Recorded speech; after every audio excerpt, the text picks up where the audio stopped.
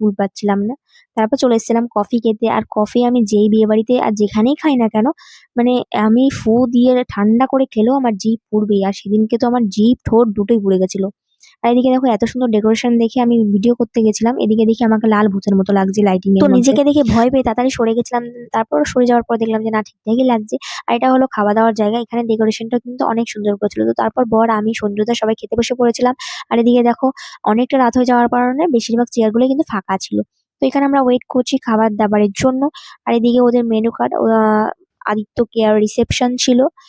আহ তো খাওয়া দাওয়ার সময় আমি আর ভিডিওটা করিনি, কারণ আমি এমনিতেই অনেক আস্তে আস্তে খাই। আর বিয়ে বাড়িতে তো ক্যাটারিং এর লোকেরা তো আমার জন্য ওয়েট করবে না যে আমি আস্তে আস্তে খাচ্ছি দেখে ওকে খাবারটা পরে দিত। সেই কারণে আমি একটু চাপে থাকি বিয়ে বাড়িতে। শুধু বিয়ে বাড়ি বললে চলে না, মানে আমি যে কোনো অনুষ্ঠানে গেলে একটু তাড়াতাড়ি খাওয়ার চেষ্টা করি, কারণ আমি বাড়িতে খুবই আস্তে আস্তে খাই, আমার বাবার মতন আর কি।